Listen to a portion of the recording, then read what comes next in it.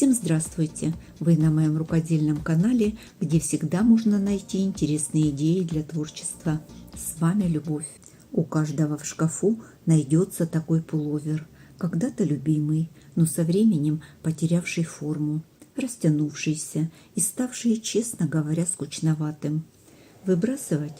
Ни в коем случае. Вы же знаете, для меня это не конец, а только начало. Попробую дать ему вторую жизнь и превратить во что-то интересное и стильное. Мужской базовый пуловер молочного цвета с крупной вязкой. Со временем он растянулся и уже не так хорошо сидит. Буду уменьшать размер и заодно поработаю дизайнером.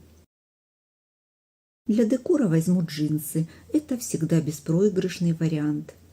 И добавлю ткань с орнаментом, чтобы придать характер и сделать вещь более интересной. Боковые швы решила не распарывать. Я планирую уменьшать размер изделия, поэтому просто их срежу. С регланом ситуация другая. Здесь важно оставить фабричный край полотна, чтобы сохранить линию плеча и аккуратную линию соединения. Швы выполнены такими же нитками, как и полотно.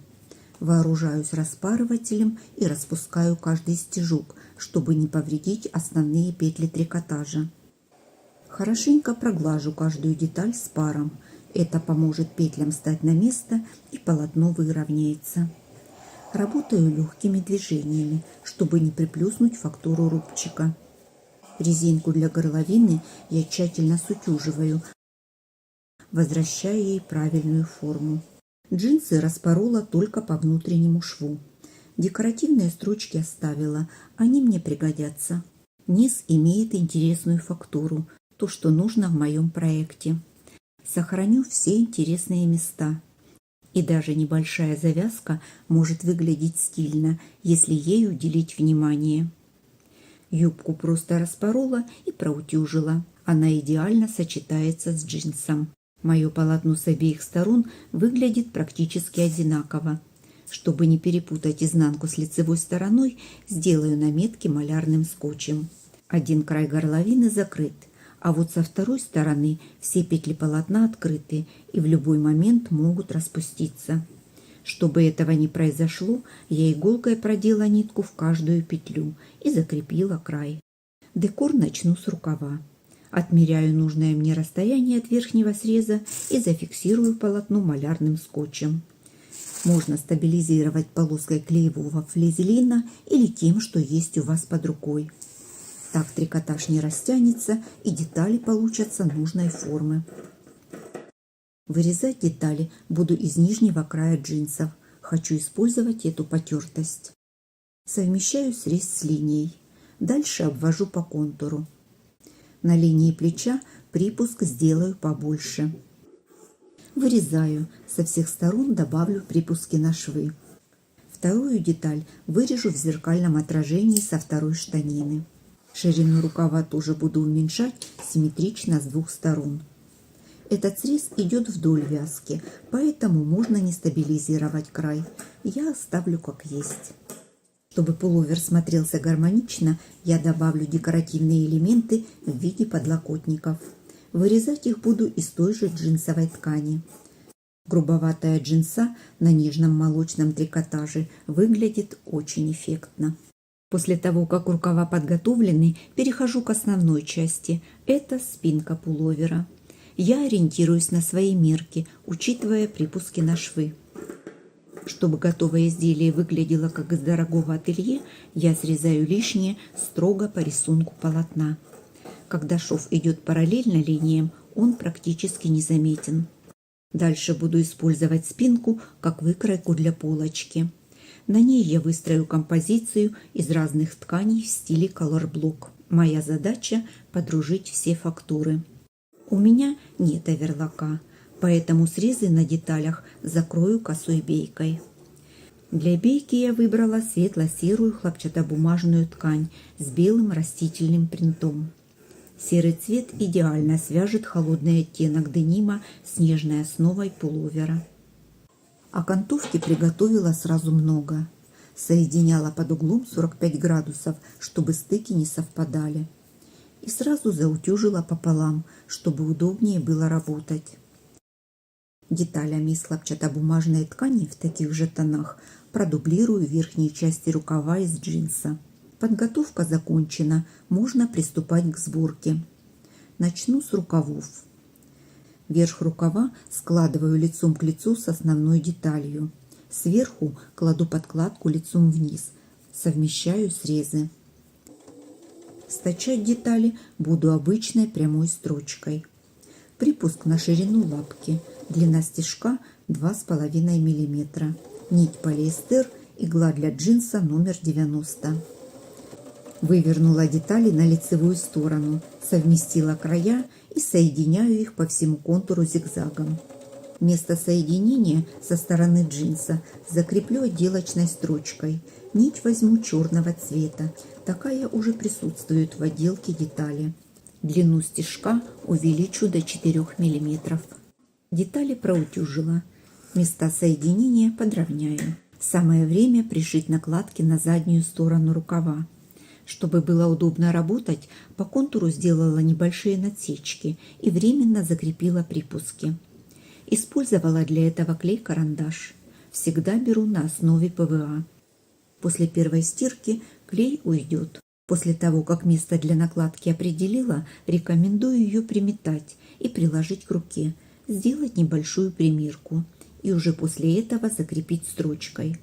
Можно использовать декоративную строчку, чтобы подчеркнуть крафтовость изделия, или сделать, как я, в минималистическом стиле. Все детали буду соединять плоским швом. Я уже показывала этот процесс в своих работах раньше. Для новых зрителей повторю. Чтобы избежать растяжения трикотажа, при стачивании помещаю его между стабильным джинсом и обтачкой. Шов прокладываю так, чтобы рабочая длина обтачки была 8-9 см. Остальное пойдет на припуск. Длина стежка небольшая, 2,5 мм. Параллельно первой строчке на расстоянии 2 мм прокладываю вторую. Она уберет объем припуска и сделает соединение еще прочнее. Все лишнее можно смело срезать у самого шва. Детали разворачиваю. Обтачку отгибаю на сторону джинсовой ткани. Обтачку приутюжила и закреплю строчкой у самого края. За счет небольшого объема машина легко справляется со швом. Получается аккуратный плоский шов, который украсит изнанку изделия. В качестве декора с лицевой стороны добавила отделочную строчку. Использовала нитки для джинса молочного цвета. На трикотаже обтачку закрепила потайным швом. На мой взгляд, машинный шов, проложенный по такому трикотажу, выглядит не очень презентабельно. Все детали полочки я соединила плоским швом. У меня получилась вот такая заготовка. Кладу сверху деталь спинки. Совмещаю срезы по реглану, все остальное срезаю. На полочке еще не хватает резинки. Я ее сохранила. Укорочу до нужного размера и буду использовать. Чтобы сбалансировать композицию, со стороны белого трикотажа решила добавить застежку из джинсовой ткани. Полоску джинса сложила пополам. С одной стороны соединила срезы от края до края. С другой стороны зашила только 3 см от сгиба. Еще укоротила резинку на оставшуюся длину. Вставлю резинку нижним краем в заготовку до упора со швом. Совмещаю срезы и закреплю строчкой. На соединении обязательно высекаю уголки, чтобы убрать лишний объем, и выворачиваю на лицевую сторону. Углы выправляю пинцетом. Закреплю припуски отделочной строчкой. Прикладываю резинку к одному краю, оставляя заход на застежку свободным. Растягиваю на всю длину полочки и пришиваю. Резинку соединяла с основной деталью все тем же плоским швом. Когда дошла до трикотажа, перешла на ручной шов. Поработаю с полочкой еще немного и добавлю декор. Чтобы удобнее было пришивать, временно зафиксирую нашивку на двухсторонний скотч. И это только часть декора. Продолжу эту тему на застежке и тоже добавлю нашивку для равновесия. На спинке слабое место растянутая горловина. Проложила строчку, чтобы стабилизировать этот участок. Все детали пуловера подготовила, можно начинать сборку. Первым делом я соединю спинку с задней стороной рукавов по линии реглана. Слежу, чтобы линии рубчика на спинке и рукавах создавали правильный рисунок. Каждый шов реглана упаковала в бейку с растительным принтом. Добавлю полочку и соединю оставшие части реглана на передней части рукавов. Как и во всех предыдущих швах, я использовала такое же соединение. В результате регланные линии с лицевой стороны выглядят четкими и графичными. Выхожу на финишную прямую. Осталось соединить только боковые швы.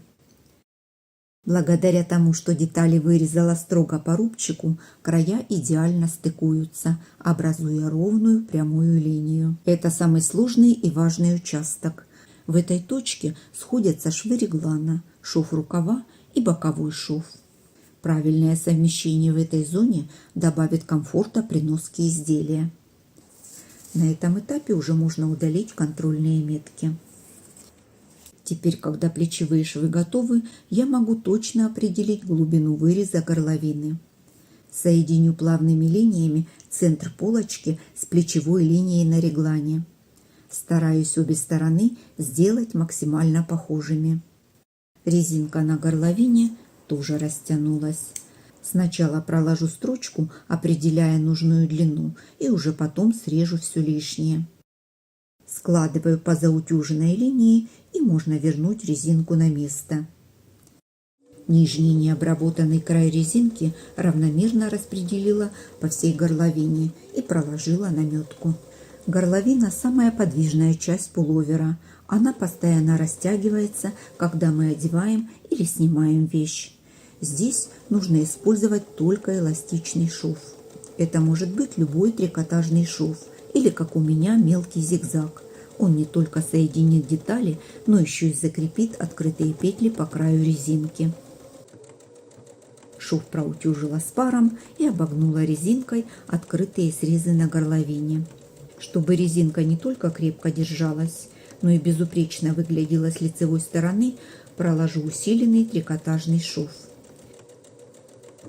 Эта строчка выглядит очень эффектно. На фактурном трикотаже она создает четкий и ровный контур. Даже при сильном растяжении такая строчка не лопнет и будет служить долго. И последний штрих в этом проекте. 2 кнопки на застежке из джинса. Люблю добавлять такие мелочи. Я не просто перешила старый свитер. Спинку оставила белой, классической. Акцент сделала на полочке. Асимметрия и разные текстуры тканей – это главная фишка проекта. Особая гордость – это изнанка. Конечно, такая обработка требует больше времени. Из самого обычного и ничем не примечательного пуловера у меня получилась современная стильная вещь, которая будет носиться еще не один сезон. На мой взгляд, это изделие из разряда унисекс подойдет как мужчинам, так и женщинам. Жду ваши комментарии, я их все вижу, читаю и по возможности отвечаю. Поделиться своими готовыми работами можно в моем телеграм-канале. Это абсолютно бесплатно. А я на этом с вами прощаюсь. До новых рукодельных встреч!